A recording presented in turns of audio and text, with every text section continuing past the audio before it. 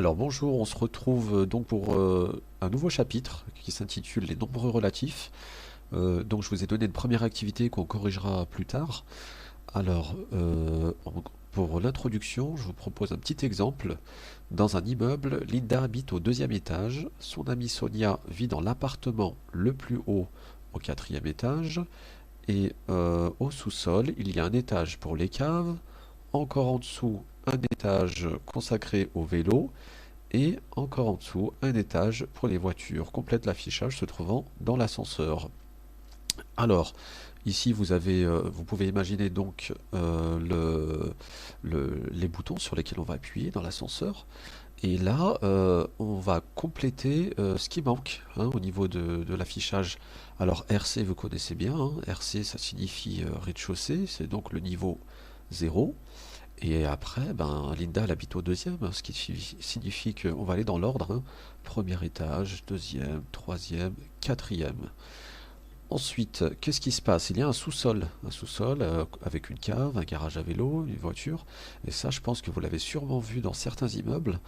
Lorsqu'il y a un sous-sol, eh bien, les niveaux sont des nombres avec un moins devant. L'étage -1, -2, -3. Donc là, on découvre qu'on a deux types de nombres, hein. Les nombres ici qu'on appelle les nombres positifs. Voilà. J'ai mis d'autres exemples de nombres positifs, à part 4, par exemple plus 8,1. Et oui, les nombres positifs s'écrivent avec un plus devant, ou non, hein, si on ne met rien.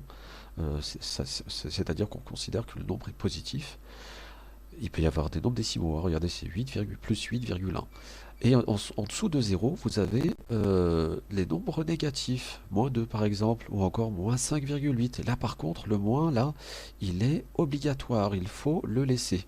D'accord? Sinon, on ne peut plus parler de nombres négatifs. Alors, donc les nombres négatifs, hein, positifs et négatifs, hein, tout se termine par tif, vous avez vu, sont utilisés dans plusieurs domaines, hein. Par exemple, comme on vient de le voir pour la météo, hein, regardez, lorsqu'on est en hiver, vous me direz, hein, là en ce moment il fait froid alors que c'est pas l'hiver, vous avez des températures positives, 2 degrés ici, 2, 6, et négatives, -1, etc. Les nombres négatifs et positifs sont aussi présents, par exemple, pour l'altitude. Le niveau de la mer est considéré comme le niveau 0. D'accord? Donc au-dessus, vous avez 2000 mètres, 4000 mètres. Et lorsqu'on est sous le niveau de la mer, on a -2000, -4000. D'ailleurs, il y a un point qui est le plus bas sur Terre. Ça se trouve au Moyen-Orient. C'est le rivage de la mer Morte, situé à -418 mètres en dessous du niveau de la mer. Par contre, c'est pas envahi d'eau parce que c'est pas au bord de la mer, justement. Vous avez également, au niveau des nombres positifs et négatifs, les soldes, hein, quelque chose que vous aimez bien en général, hein. Lorsqu'il y a des réductions, on affiche -30%, -60%, ou encore les frises chronologiques. Donc l'année 0, l'an 0 est considéré comme étant l'année de naissance de Jésus-Christ. Donc après l'année 0, vous voyez, il n'y a pas de moins devant les dates. 476, chute de l'Empire romain. 1492, on découvre l'Amérique.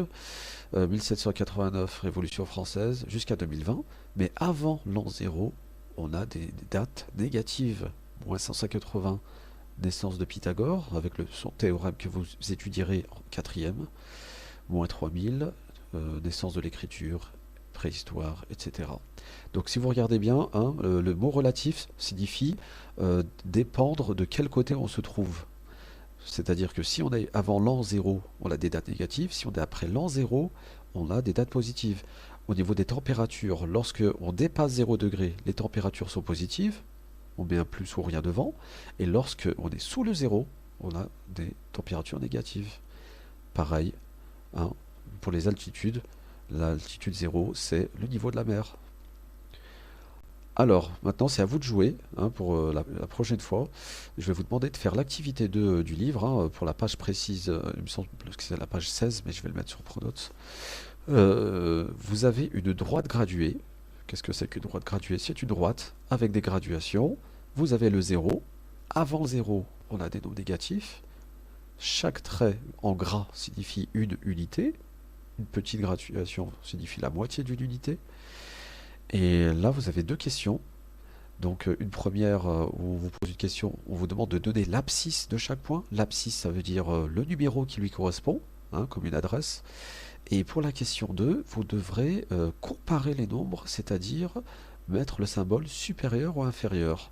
Donc je vous demande de faire ça dans la partie exercice, ou même leçon. Euh, vous n'êtes pas obligé de refaire la droite graduée. Par contre, je vous demande de bien de noter les abscisses des points de A à H et de mettre les symboles supérieurs et inférieurs. Et ensuite, on reparlera de cette correction à partir de jeudi au vendredi. Merci.